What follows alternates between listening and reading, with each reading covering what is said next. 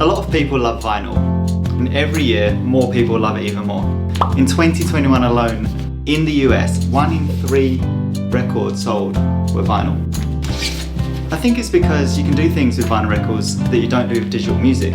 Like put the artwork up on a wall, or if there's some music you really like, maybe getting hold of a copy and gifting it to one of your favourite work colleagues.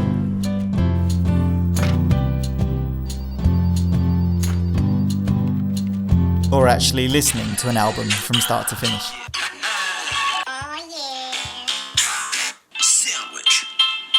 As a musician, I love vinyl too, except for, well, the vinyl, or more specifically the PVC. PVC has been described as the poison plastic and one of the world's worst consumer products ever manufactured. So you can guess what the C in PVC actually stands for, right? Chloride. Quick science lesson. Polyvinyl chloride, or PVC, is not a natural substance. It's a synthetic material typically made from ethylene, which you find in crude oil, and chlorine, found in salt. And when processed, these are combined to form PVC. Throw in some polyvinyl acetate or PVA to make a polymer, plus a few other additives, and we end up with a mix that is used to make vinyl records. The problem with this is that the production of PVC results in toxic chlorine-based chemicals and dioxins that are building up in our air, water and food chain, and they spread across the globe quickly.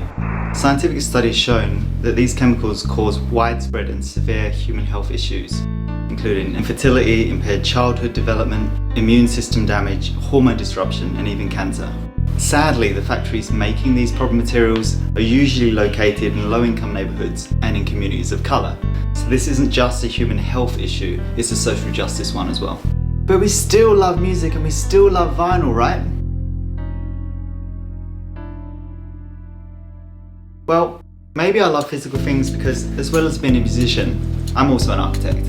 I first discovered PVC in pipes, cables, windows, cladding, flooring, roofing, and we learned that in a fire situation, PVC gets heated up and releases hydrogen fluoride gas, forming hydrochloric acid, which is deadly when inhaled by firefighters and people trying to escape a burning building. In other words, you may be killed from the fumes before the flames even get you. We are getting better though. You'll see PVC being removed from all kinds of products from all kinds of companies, from your toothbrush to your yoga mat to kids' toys. One way to check if the thing you're buying might be made from PVC or contain PVC is to look for the number 3 inside the triangle. Or you can just smell it. Products that are made with PVC are often shiny and flexible and have a toxic odour, such as vinyl shower curtain or even kids' school bags.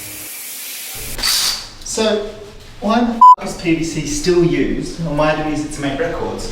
Well, the industry describes PVC as the most versatile plastic, and the various vinyl mixes can be ideal for making records because You can achieve a smooth finish, it isn't too brittle, it's made to last, and it's cheap to make. if you love vinyl, there are other ways to reduce the impact, such as go to a local indie record store and buy used vinyl. Or if you've got records you don't listen to, sell them or give them away. Finally, let's look after our records well. There's one thing that's worse than vinyl is, well, damaged vinyl, because PVC doesn't really get recycled. There are other exciting developments in this space. In my hands is the world's first bioplastic LP. This is delivered to us by Music Declares Emergency, and it's after 5 or more years of research by Evolution Music to make a record using sugars and starches and no PVC. I don't imagine it will be perfect, being a first of its kind in the world, but I think for the industry this is a really great start to the conversation, and it might also mean that we can support artists, listen to music and do so whilst caring for the health of our world. So thank you for joining me on this journey as we listen to this record for the very first time.